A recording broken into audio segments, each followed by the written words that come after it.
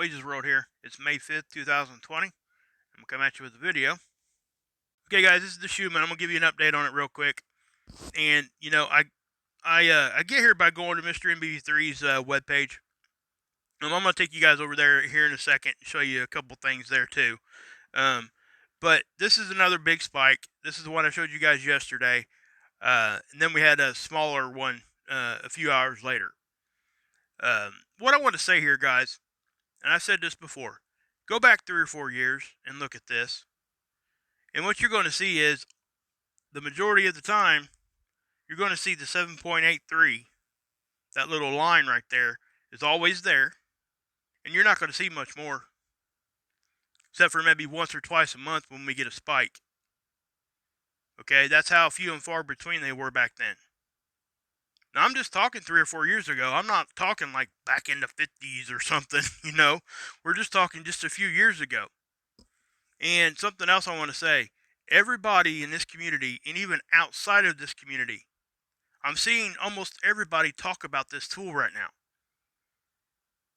And we've been seeing these spikes for months. Why all of a sudden now everybody's talking about it? And I'm talking about, channels that do know what this is, and even channels that don't know what this is are starting to recognize that something's off.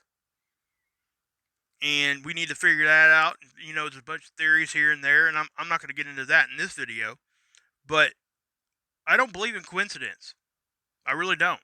I think everything's happening for a reason, and that's just what it is. Okay? That's how I believe. You guys are welcome to believe, this is all coincidence or whatever. I wouldn't judge you on that anyway. I mean, it's all good for me on that end. But for me, I think when we see all these people running these channels talk about the same thing in a very similar fashion, maybe we all should really be paying attention to this thing really, really close. Just my opinion.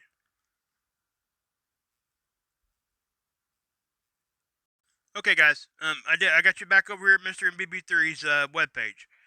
He's got a tab that he uses for years now, and it's new UV readings.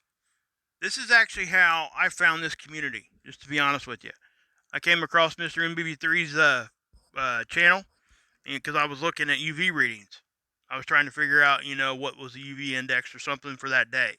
And I just happened to happenstance come across his UV network that he's got going on. And I watched one of his videos. Again, I don't think that's coincidence. I think I was meant to see that. Anyway, here we go. You got the new UV readings. He's starting his thing. He does this every year around this time because UV is going to become very important to everybody. Obviously during the summertime, here you go. We got sunburns to worry about and all host of other things. And I'm going to show you guys a UV chart and what that stuff can do to you. Okay, I'm going to show you guys that chart here in just a second. But if you click on this on his webpage, it'll take you over here, digital UV readings. Okay, right now it's just him. He's going to start getting in information. Usually that's what happens from all the people that have these tools. So what we're going to do is we're going to go over there for a minute, okay? And we're going to check this out for just a second. Okay, and it's going to take us to his YouTube page. And I'll explain to you what we're seeing here. I'll pause it.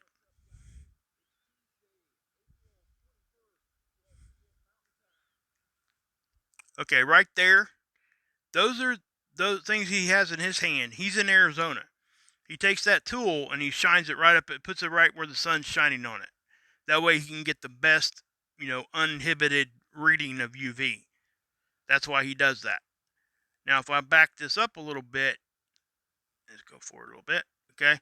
Now, what you're looking at there, these are the tools. On the left is UVC. On the right is UVA and B. Okay. UVC should not be getting to the surface. And I'm going to show you some stuff here in a minute that, will help you understand why that should not be happening. Okay. But it is. So we need to talk about it. Now, the one on the right, like I said, is UVA and B. Sunscreen can help us with that. If we apply it right, use the right stuff, we're pretty much protected. UVC, there is no sunscreen for UVC. Okay, just to let you know. Only way to protect yourself from that is either to find some way to get shaded or wear clothing that covers your skin. Now, our skin does a decent job at some level of keeping some of that stuff out, at least from our organs, but it's still affecting our skin. So UVC gets to us at a molecular level, and I'll show you some more stuff here in a minute. But UVC should not be getting to the surface. So this is what's so important right here, okay? And I think Mr. MBB3 has done a great service to everybody involved here, because this is really, number one, it helped me. I know that. And I know there's a bunch of other people out there that say the same thing. I don't know that he even knows that people feel that way, but I do. Again, I found this community through his channel, just from looking for UV readings.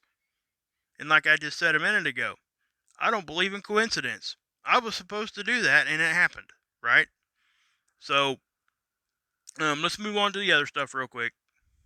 Okay, guys, we're still here at his webpage, and I want to point something out here, because I wouldn't be doing the right thing unless I showed you guys this, okay? And what this is, I was watching this video, and this big green box right here usually isn't there. Okay, so we're going to click on it, and I want you guys to keep a, just take a look at it here. So we'll go over here, and I can tell you right now, this was probably hard for him to do. He didn't even mention it. Well, he mentioned it, but he didn't go and elaborate what that tab was about on his video. He just wants people to go look at this and make up, see if they want to help. He don't want to. In other words, he's not trying to push it on people. Okay, and I respect that 100%. It was probably hard for him to even do this at all, because he probably feels bad about it, but he shouldn't. He should not. Mr. MBB3, if you're listening to my video here, don't feel bad about that at all. You've given a lot of time and a lot of things to people that you don't even realize how much your channel has affected me, even. Okay? Not to mention the thousands and thousands of people out there that watch you every day. So just know that don't ever feel bad about stuff like this. Now, what it is he's having some right here. So I think it's pretty much, if you read it, it's about a financial issues that he's having. Okay, so go check this out, and if you feel led to go ahead and help him out, please do. He's given so much to this community, and and like I said a minute ago, this was probably really hard for him to do. And I hope that he doesn't really feel too bad about that, because he shouldn't feel bad about it at all. But he stresses even right here that he does not want people to help him unless they can. He don't want to put anybody in a bad position, is basically what I'm saying. And I respect exactly what he did here. So, like I said, I use his channel and his links a lot. So I wouldn't be doing the right thing unless I showed you this. So I'll leave a link over here. You guys go check out his webpage and everything I just showed you. Okay, guys, this is UVA, what it can do to us, and what's going on with UVA in particular. Okay, I'm not going to read this verbatim, but it is pretty good information. Okay, UVA says right here, it's not filtered out by the ozone layer or glass windows. Says it's less dangerous than other wavelengths, because what we're looking at, guys, is extreme ultraviolet. It's not extreme, it's just UV light, ultraviolet light, and we can't see it with our eyes, but it's still, light. And what makes us not be able to see it is the wavelength itself. The whole visual spectrum, what we can see, is extremely small. There's all kinds of other stuff, and this translates basically into radiation. Okay, but anyway, it says may still lead to skin cancer. Obviously, they're talking about prolonged exposure to UVA. All right, so we'll go over here and we'll check out UVB. Crucial to vitamin D production, long-term and unprotected exposure still causes skin cancer. Okay, this is the stuff that we all know about right here. UVA and B is what we typically talk about when we're talking about UV stuff, like for sunburns and things. Sunscreen protects against both UVA and UVB exposure. And if you read down here, it says humans need UVB to survive, but also must protect against long-term or intense exposure. Okay, long-term exposure, skin cancer, premature aging. It says 1.3% of the UV light which reaches the surface of the Earth is UVB. Okay, 1.3%. It doesn't seem like a whole lot, does it? That's because that spectrum is so large, and the light spectrum there is so large and so many things in that we can't see it, and only 1.3% of it is UVB. Now check this out. UVC. Now I want you guys to really pay attention to this part, okay? Because this is where it gets really, really, where we got to really, just pay attention strong here. Highly dangerous to humans. It just flat comes out and says it. Okay? Causes lesions, burns, and more. Increases risk of skin cancer. Okay? This is where it really becomes important. Humans have no natural protection against UVC light. Sunscreens do not protect against UVC exposure. Even short bursts of exposure can cause irreversible damage to skin and eyes. We're now getting that on the surface, okay? Now, it says right here, look at this. I want you guys to pay attention to this because this is not true anymore. You guys can go look this up yourself. Some people are still standing by this narrative and they know that it's wrong, okay? It says 0%. Right there. Well, I might need to pull that over. Here we go. 0% of the UVC emitted by the sun reaches the surface of the Earth. Why? The ozone is supposed to block that or absorb it or whatever it does to it. Okay? Damages plant DNA even after short term. We've been seeing a lot of strange plant stuff going on, guys. This is why. At least in my opinion. It was thought that UVC could not make it to the surface unless it came from like welding machines and old style tanning beds and stuff like that. It says UVC wands may be helpful as a form of, and they're talking about like growing plants and stuff here. All right, I just pulled this off of you Google images of UVC light and its effect on a human body. You'll get a whole lot of stuff here.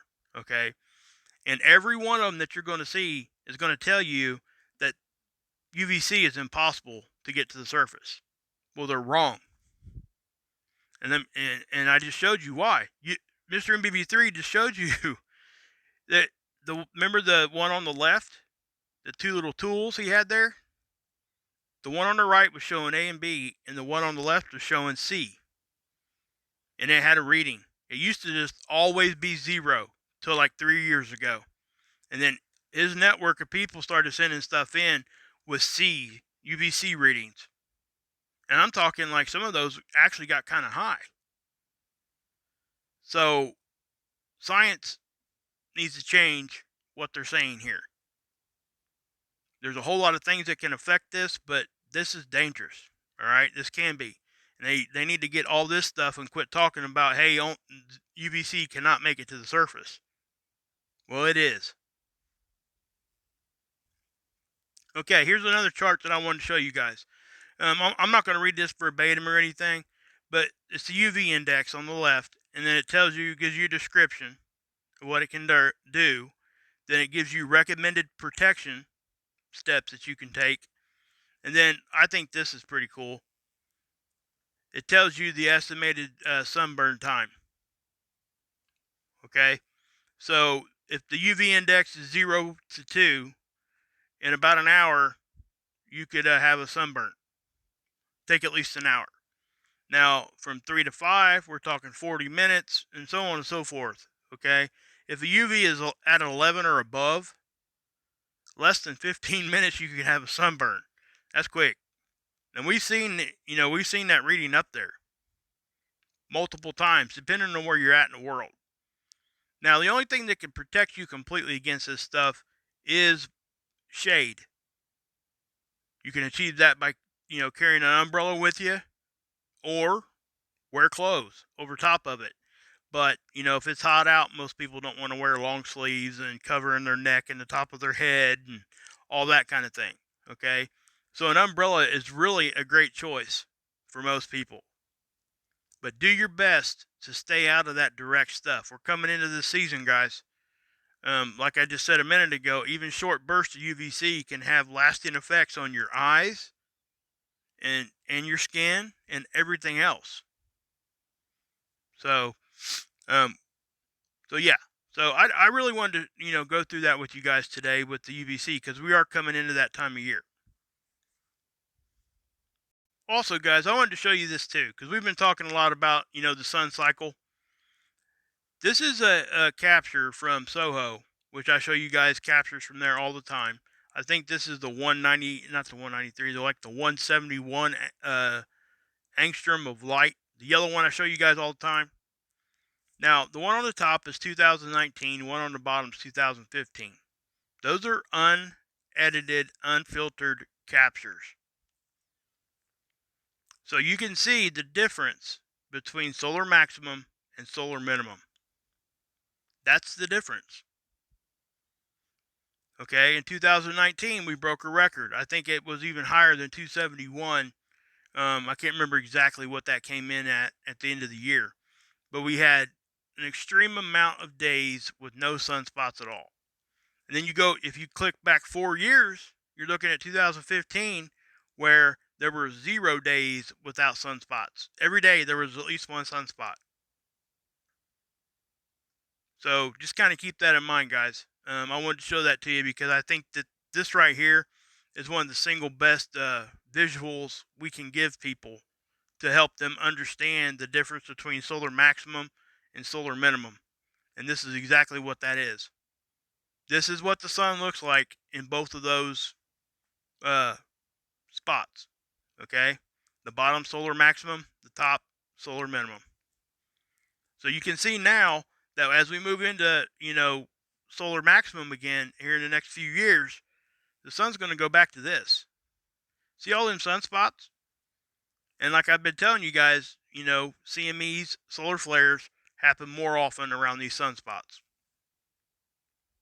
So I hope that helps somebody kind of understand what's going on with that. Guys, I wanted to show you this too. Scott did this. He posted this on his channel also. This right here is back on the 29th, I think. Is this one on the 29th? Yes, 29th. Look at that, guys. I just don't even know what to say about this anymore. And I say that a lot too. But look at that. Ain't that crazy? Oh my goodness. Okay, so we'll go to the next one. And then I think the next one's zoomed in. I mean, we'll zoom in even further if you want to see it. I mean, I don't see how anybody can kind of deny what's going on there. Yeah.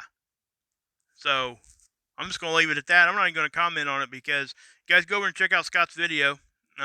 He put that together there and was talking about this, and he actually caught something on the 5th too, I think yesterday.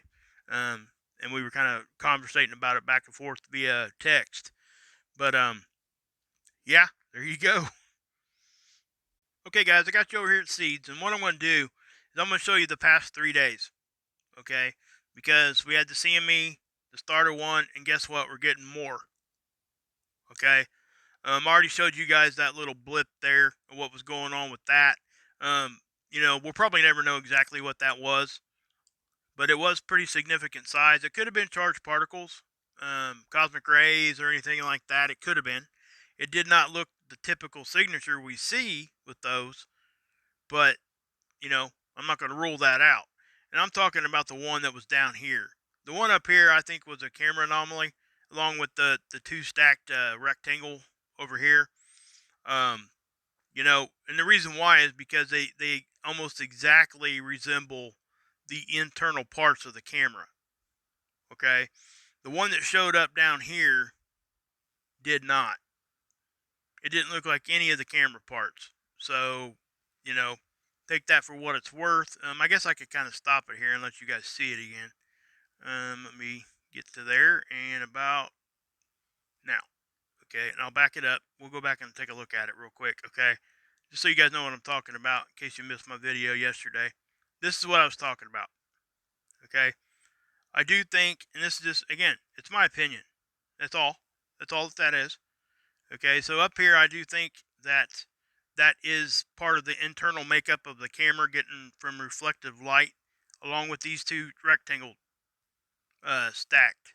Okay, if you guys can look at the pictures of these cameras, they look like tubes. Okay, and they have a bunch of moving parts in them.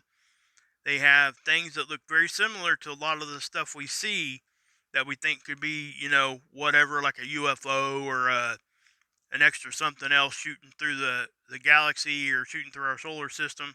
But 99% of the time, guys, it's just a simple reflection from inside that camera. But this one was a little different, okay? And that's why I showed it to you guys. That has there's nothing there that looks like any part of that camera. So I don't know what that is, okay? It's very bright. I know that. I can tell you that. Um, you know, So I really don't know what to say about that one because it was very, very interesting. And again, we'll probably never know exactly what that was.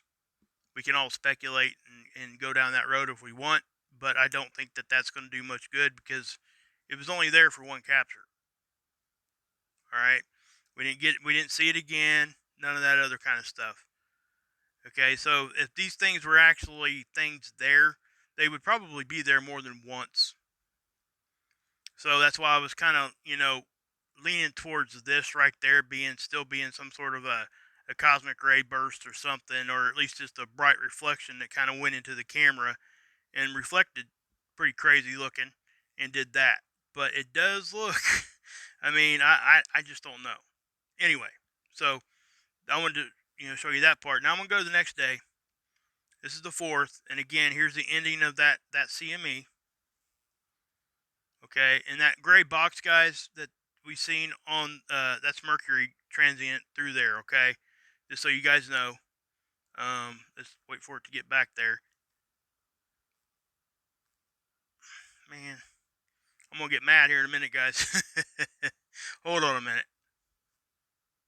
Okay, so when Mercury goes through there, it's gonna put a gray rectangle over top of it. Now, why does it do that? Well, it's because the tool's trying to block that light out. That's all that it's doing. Okay, it's designed to do that. This side of the tool here is trying to detect CMEs. That's its job. Okay. Now over here, you can see Mercury going in, and I'm not sure if it went in front of the sun that time or behind. I'd have to go look at solar system scope. I'm not really sure.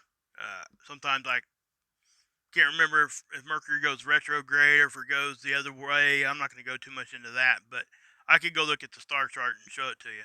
But so yeah, so that's that day. Now, here's the 5th. Okay, this is the last time we got any kind of data from this. We did get the whole day in there, though, I think. So what you're seeing, at the end of this, you're seeing another CME on this side. Okay, anytime you see those big, bright flashes, most likely the sun just did something. Now, it might not be nothing real serious, but something, some light left the sun there, some sort of a burst of energy or whatever, hit the satellite.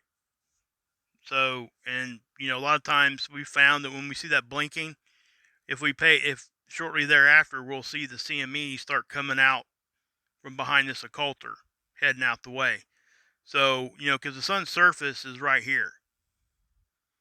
That black circle is the occulter. For those that don't know, it blocks the main part of the light, so we can even get a capture. Okay, so I'm going to show you these CMEs on SDO. Okay, this is the 171. Now, over here is where the first one happened. Okay, and it's going to be pretty clear when it does happen. It's getting ready to pop there. I think there it went. Did you see that? I hope you guys seen that. But it actually is around that sunspot that finally rotated off. Okay, but watch right in here. You'll see it shoot off right at the there. It went. See that? That was that first initial CME. But if we keep watching towards the end of this time lapse, we see another one. See it leaving right there? Okay. I think we might even see a third one here if we watch long enough. Yep. Nope. Nope. Just two. Okay. Now, but we also had a smaller one on this side. Now, most of this one did not leave the sun.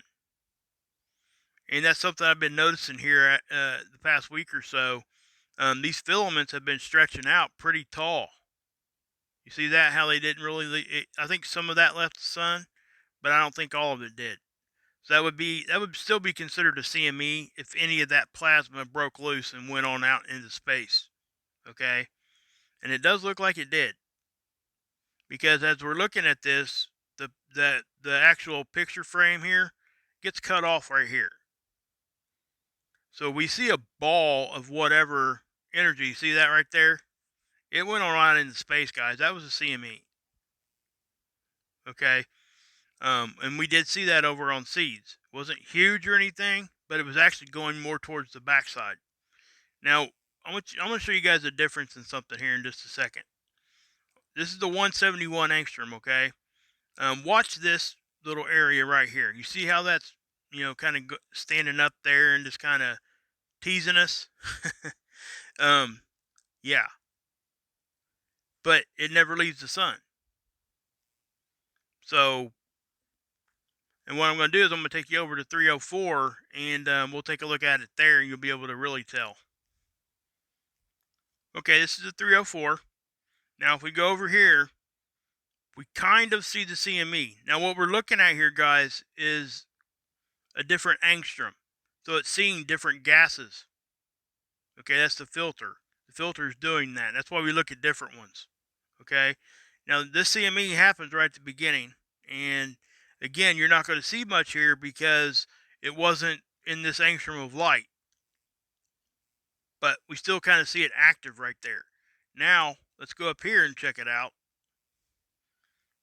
As we zoom out here, you see that one? Okay, we're going to watch this one shoot off. And this one's really, really fast. And you can see most of it return back to the sun. Okay, and when it starts here, I'll tell you. It's getting ready to go. See it? Boom, boom, boom, boom. See what that did? It danced across the surface of the sun. Wasn't that cool? Some of that did leave. Some of that did leave the sun, all right, but not a huge part of it.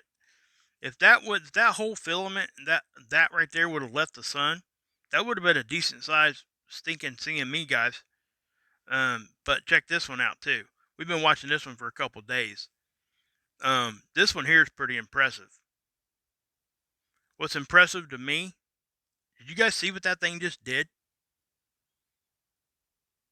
Okay, you could probably fit, oh gosh, probably 10 Earths inside that thing. That's how big these things are. Now you can physically see it go out and it does not leave the sun. Okay, it gets pretty high away from the surface. Look at it. It's trying to, but the sun doesn't want to let go. Now, spaceweather.com did an article today talking about raining plasma. Okay, and this is what they're talking about. If you look at this, you can see all that plasma raining back down onto the surface. And I'm going to take you guys over to the space weather real quick and show that to you. Okay, we had some amateur astronomers checking this out, and they did a pretty good job. But that's raining plasma back down on the sun. Pretty cool. Okay, guys, I got you over at spaceweather.com. Check this out. That's that filament I just showed you guys. See how it's raining back down on there? Ain't that cool? I thought that was awesome. Look at that. That's just, man, that's awesome. So good job. Whoever caught that, good job.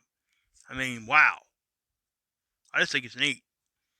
But you see how big all that stuff is? The CME is when all that leaves the sun and gets shot out. So that's why we talk about it. That's a lot of plasma leaving the sun. And like I said a minute ago, you could probably fit 10 or 11 Earths in here, into this thing. That's how big this thing is. And obviously, on the scale of cosmic scales, it's not that big. I get it. But for us, that's huge. Here's another interesting part about that. It says mysteriously, some of the raindrops, which was the plasma raining back down to the sun, it went back to the sun faster than the ambient uh, conditions there. It was going at 100, says 100,000 miles per hour back down to the surface. That's how fast it was traveling. It's pretty quick, guys. I'd hate to get hit in the head with some, even a regular raindrop going 100,000 miles an hour. Probably go right through me. Anyway, but yeah. So I give a lot of credit to these guys over here at spaceweather.com because they're knocking it out of the park right now, guys. They really are. And they're talking about this meteor shower too.